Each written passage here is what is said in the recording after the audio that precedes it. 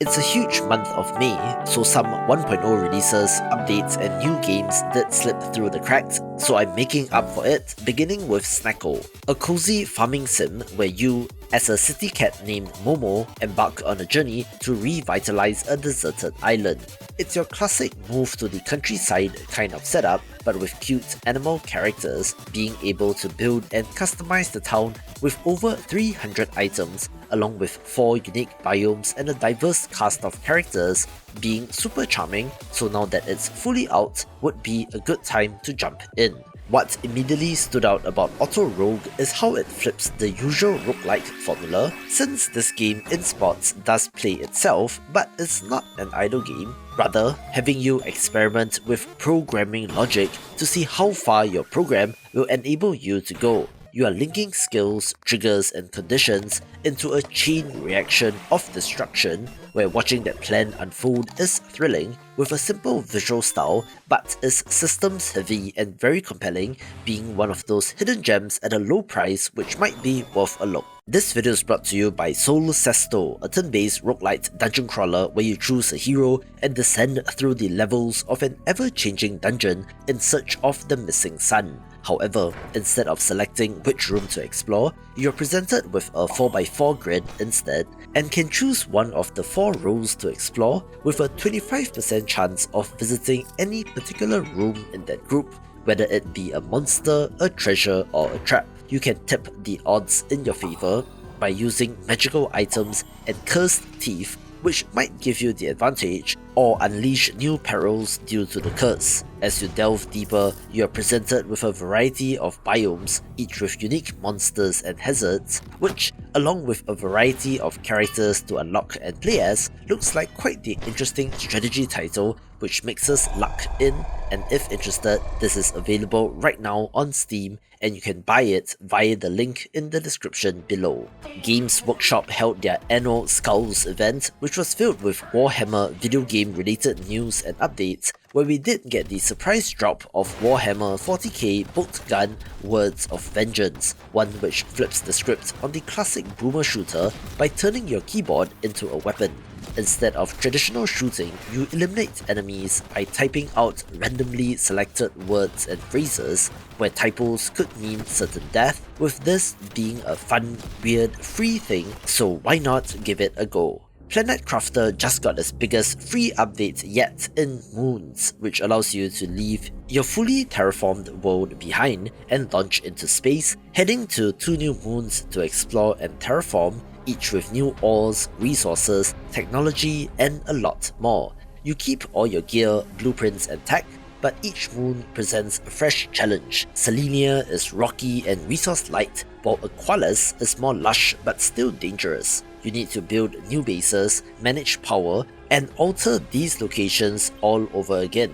To get there, interplanetary travel rockets, exchange shuttles, and a depot have been added, opening up the possibility for future expansion, since the developer does talk about terraforming an entire solar system, but for now, this gives you even more stuff for free and seems like a developer worth supporting.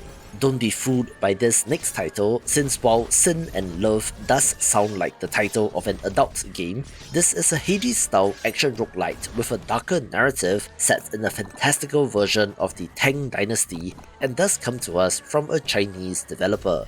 You play as a princess from the Stone Kingdom who has been poisoned but rises from the ashes out for revenge. The game combines action, adventure, and RPG elements, blending hack and slash combat and rich storytelling, being very Hades-like of course, but that is not necessarily a bad thing. The art style is inspired by traditional Chinese paintings and porcelain, which looks good, and of course, the elephant in the room is translation and localization, and in a nice surprise, is actually pretty decent, with no major complaints, so it's playable in English, and who knows, might end up signing with a publisher for further refinement and promotion down the line. Teddy's Haven, a fantasy-inspired shop simulator, is a first-person shopkeeping simulation title in a fantasy world, a genre that has become quite popular due to the successes of games like Super Mart Simulator, where this has you running your own magical shop nestled on the edge of the Enchanted Isles of Ursa.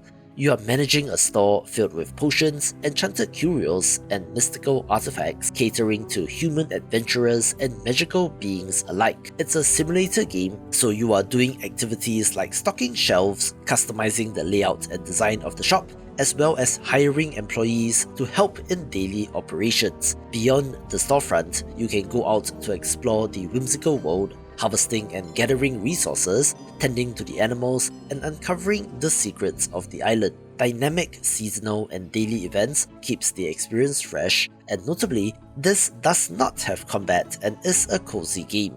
It is currently in early access, with plans to add new expanded regions, additional skills, and story-driven world events, but as of right now, it has taken a pretty decent first step. Frog Legs is a short horror action game that blends retro arcade charm with unsettling storytelling. You step into the webbed feet of Carl, a suburban frog haunted by a traumatic traffic-hopping incident from his past.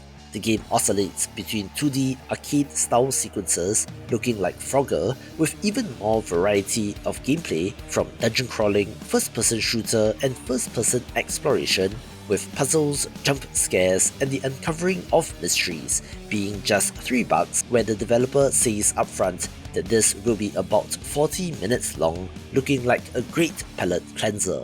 Another throwback title is Kid Mystic Enchanted Edition, which brings a nostalgic action RPG into the modern era with a blend of charm and challenge. You play as a young wizard, the only hope to save the kingdom of Tulipton from the clutches of the villainous Bobby Carden. The game offers 3 distinct modes: the original 1999 version, the 2004 classic mode, which added fairies and extra levels, and the modern mode, which adds 36 skills to upgrade your character, 24 runes to craft, and revamped levels with new puzzles and enemies. Combat is fast-paced, with a variety of spells to master and enemies to defeat, requiring both quick reflexes and thoughtful planning.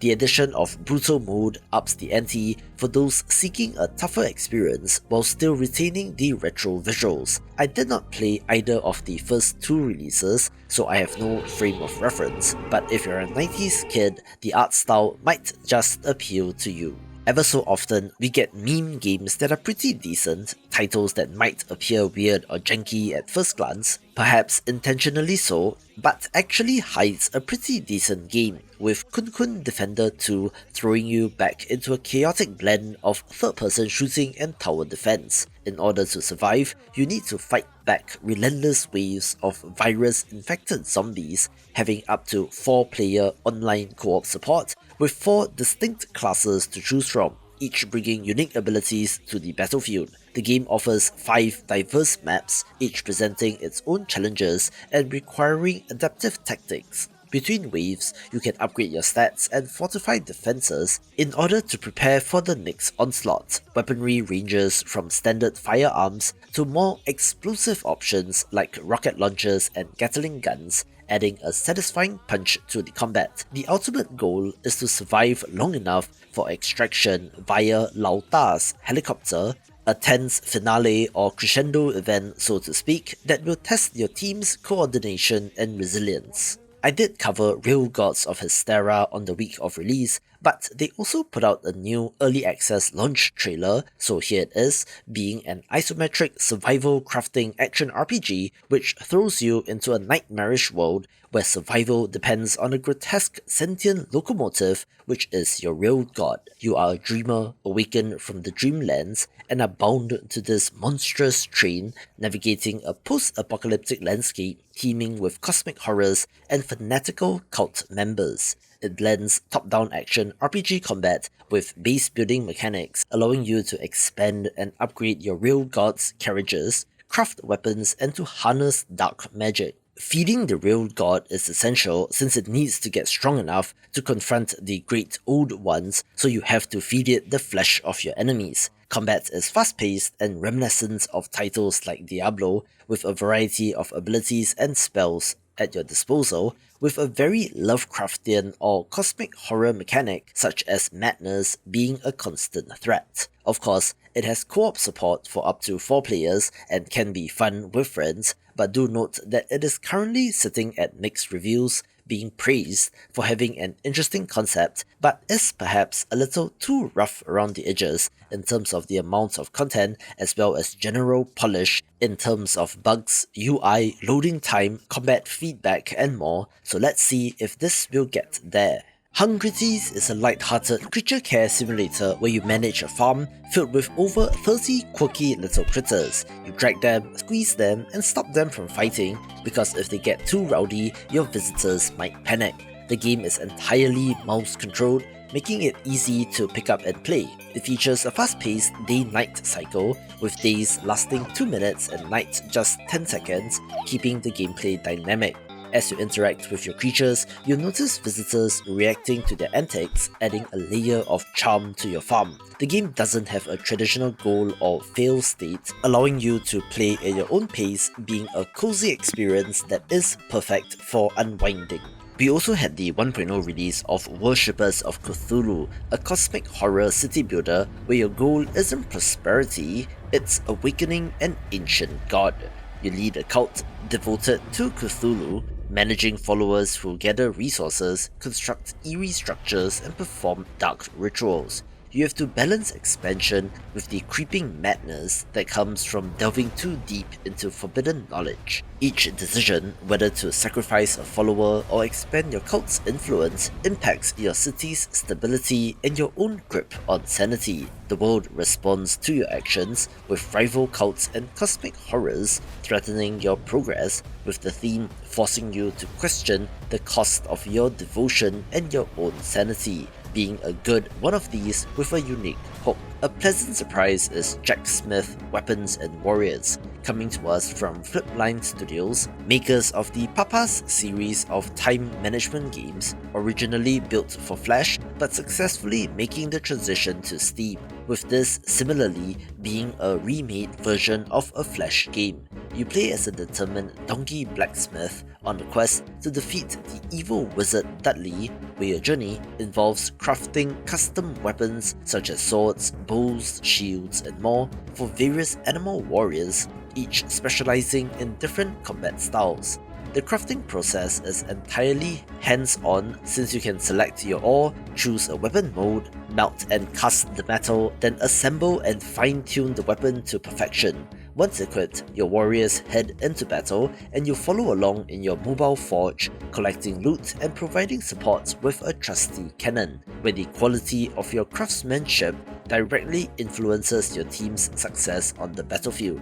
As you progress, you unlock new weapon designs, encounter diverse enemies, and gather rare materials to enhance your creations. It has over 80 epic weapon designs, more than 275 unique parts, and battles across 7 enchanting lands. For the most part, this is a technical remake with widescreen support, but also has quality of life improvements to the bookmark system so that you can more easily keep track of parts needed for epic weapons. So whether you're new to it or want a nostalgia hit, this would be worth a play. The next contender in the co-op horror space is Forsaken Frontiers, following the success of games like Lethal Company and Content Warning, where this drops you into a frozen apocalypse where survival means braving the unknown. You play as a scavenger for the Entity Containment Division, venturing into procedurally generated ruins like hospitals, bunkers, and metro tunnels to repay your debt. Each mission has you venturing out to loot what you can, avoiding the horrors in the environment, and to make it back to the train alive. The game's PS1 inspired visuals and analog horror tone look horrifying, adding a lot to the atmosphere with the expected elements like proximity voice chat, so teamwork matters, especially when the lights go out and something starts hunting. Your data deck wrist computer replaces the HUD, tracking inventory, health, and eerie cassette tapes that hint at what came before, giving it a different kind of visual presentation, with the kicker being that this has up to 12-player co-op support, which is a lot, although player population isn't there and you probably need to get friends to play. Still, they have been updating the game, adding new locations and horrors, where you never know when one of these might just blow up so if you love the genre, maybe give this a try. One more 1.0 launch is Two Strikes, a minimalist yet intense 2D fighting game set in a stylized afterlife version of 16th century Japan. You engage in duels, where each encounter is a high-stakes battle, with victory or defeat determined by one or two precise hits, being Bushido blade-like in nature. The game features 8 distinct fighters, each with unique weapons and fighting styles, emphasizing timing, positioning, and mind games over complex combos. Combat mechanics includes light and heavy attacks, parries, and dashes, being a deadly game of footsies since one wrong move could mean that you're dead. I love the hand-drawn art, which looks sick, drawing inspiration from traditional Japanese art, with there being a single-player story mode as well for local and online competitive play. The narrative explores themes of honor and redemption as warriors battle in the Tournament of the Souls for a chance to return to the living world, being an easy to pick up but difficult to master game which simply looks awesome. Yet another 1.0 release is Vellum, a cooperative third-person action roguelite following in the footsteps of games like Risk of Rain 2, but with more of an overt magic and spell casting focus. You play as a scribe defending magical tombs from the corrupting force known as the Torn. Each run lets you wield spells powered by vibrant inks, red for vampiric strikes, green to summon a loyal inkling companion, and others like pink, blue, yellow, and teal, each offering unique effects. These inks define your class and shape your playstyle, encouraging experimentation. Spells offer a large variety of combat options, from summoning orbiting planets to launching explosive dice, enhanced by the inks, with fast-paced, frantic combat where you do also need to dodge enemy attacks. The game's 1.0 release introduces 2 challenging raids: the Grey Area, a decaying forest keep ruled by the Raving Lord, and the Forgery, a lava-filled foundry overseen by the Splice Lord. Each raid offers normal and hard versions, featuring unique bosses and mechanics, probably best in co-op with friends, but can be played solo, also adding more of everything, where there are plans for post-launch support, including a third raid to be added, and does look like a labor of love. Developer Rebellion is quite large and are not an indie team even if they are technically independent, so Atomfall comes with an asterisk, but it's worth a mention since this is a pretty good first-person survival action game set in an alternate 1960s England 5 years after a nuclear disaster has left the countryside in chaos. You awaken disoriented in the bunker and must navigate a quarantine zone filled with mutated creatures, rogue government agents, and mysterious cults. The game emphasizes exploration and player choice, allowing you to scavenge for resources, craft weapons, and interact with a variety of characters, each with their own agendas. Combat is intense, with limited ammunition forcing you to make every shot count. Most unique is the richly detailed setting, capturing the eerie beauty of a post-apocalyptic British landscape complete with abandoned villages and overgrown plants, which is quite different as compared to the browns of a Fallout game. It's doing okay on Steam, but seems to have crushed it on Game Pass, being priced in the mid-tier and is good, with a story expansion titled Wicked Owls coming on June 3rd. One of the cozy titles which is absolutely crushing it is Sticky Business, in which you run an online sticker printing business, designing and selling your creations. So much so that they have made multiple DLCs for this, the latest of which is Book of Shadows. This allows you to infuse your cozy sticker shop with a touch of magic, introducing 83 new stickers and 34 charming variants, which are inspired by witchcraft, potions, and mystical familiars. As you craft these enchanted designs, you'll also encounter 10 new customer stories that delves into concepts like love spells, coven friendships, and family magic, with additional bells and whistles like 8 types of mystical goodies such as crystals and spell jars, as well as glitter paper to add to your shipments, expanding upon this ultra cozy title which continues to get better. Squirrel with a Gun has just received its most chaotic update yet, and it's all about defying gravity.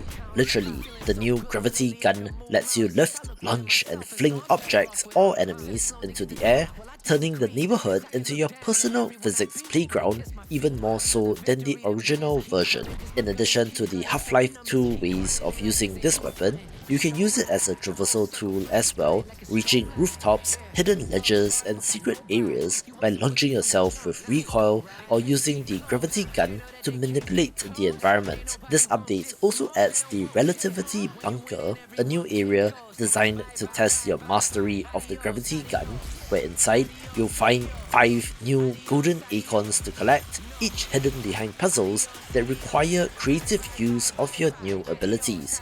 Completing these challenges unlocks the Nuclear Squirrel outfit, giving your squirrel a radiant blue glow that causes human enemies to lose their hair if they get too close, fitting in very nicely with the overall vibe of the game and is a great update. Remember what I said about first-person simulator titles? Games like House Flipper and Power Wash Simulator have evidently shown the mass appeal of such games, with another title of interest being ContractVille, where you're constructing entire houses instead.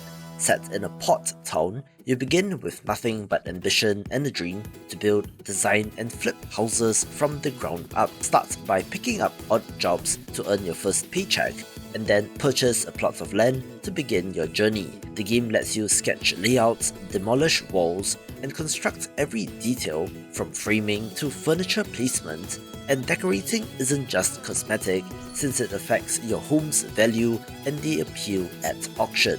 You play solo or in co-op with up to 3 friends, but collaboration is key, also giving you the option to hire NPC workers to help speed things up, assign roles, manage tasks, and watch your company grow as you take on more ambitious projects. The open world setting offers a sandbox experience where creativity and management skills go hand in hand, blending construction, design and business simulation, releasing out of early access and looks like one of the better games in this space. Legendary adventure game developer Rusty Lake is celebrating their 10th anniversary, so congratulations, releasing the Mr. Rabbit Magic Show, a free-to-play point-and-click puzzle game where you have to assist the charismatic Mr. Rabbit through 20 whimsical acts of a magic show that blends illusions with surreal puzzles.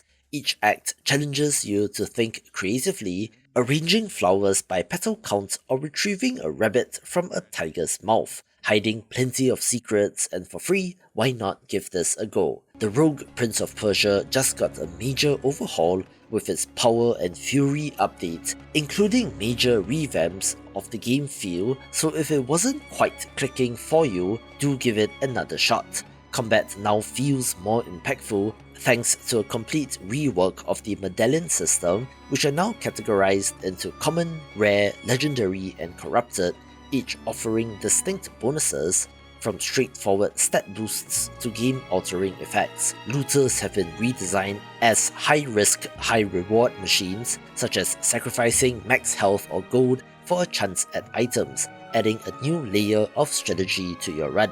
Traversal has been polished to perfection. The prince's movement, from dashes, jumps and kicks, are smoother and more responsive, reducing the sticky magnetic feeling, and also introduces new tools like the Blowgun, Fire Vow and Bladed Cyclone, which expands your combat options. This hasn't quite taken off in the same way that Windblown has, despite both teams having the same pedigree in having worked on Dead Cells, so it's an interesting A/B test so to speak, but this seems to be getting there. 2024 was the year of the survival crafting game, with the breakout hit being Pale World, but Enshrouded isn't doing too bad either, with an astounding 69,000 Steam reviews and a very positive overall rating, releasing the Thralls of Twilight update, which transforms the area known as the Shroud into a more perilous and rewarding environment. Over 100 new points of interest have been added, including night temples that open only after dusk, offering exclusive loot and challenges. There has been a visual overhaul of the area, which enhances its eerie atmosphere, of course adding new enemies which lurk in the darkness ready to pounce. Nighttime exploration is further incentivized with unique flora that blooms only in the dark, providing resources for new consumables and gear.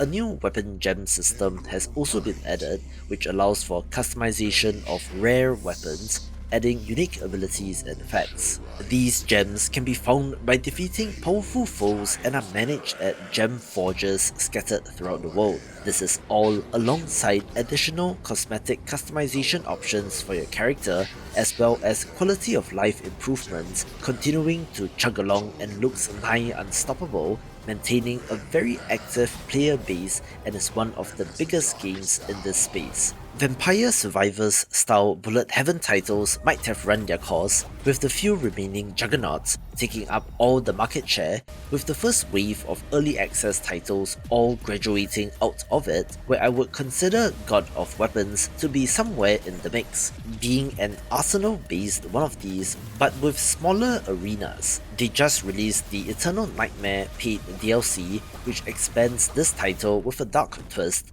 adding new classes, systems, and a cursed city that never sleeps. You can now play as the Necromancer, summoning minions to fight by your side, the Plague Doctor, spreading disease to weaken foes, or the Treasure Hunter, who uses a gem socket system to enhance weapons. The new Favor system lets you upgrade your favorite weapons with Titanite, increasing their power and item drop rates, also adding Infinity Mode, which offers endless waves of enemies, challenging you to survive for as long as possible, also adding new enemies and bosses, each more terrifying than the last, and new weapons with unique abilities, and is a worthy addition to this game. Despite a bit of a rough launch, we did also have the release of Warhammer 40k Speed Freaks, a combat racing game where orc-engineered vehicles clash in explosive races. You select and pilot an array of ramshackle weaponized machines, each tailored for destruction and speed. Having two primary game modes, Death Rally, a high-octane race to capture points, and Kill Convoy, where teams defend massive Stomper Max while launching assaults on the enemy. This made the transition from free to play to paid, which is curious since it is more often the other way around, probably best played with other players but has single player with bots and is going alright. Watch this video for the best Warhammer games.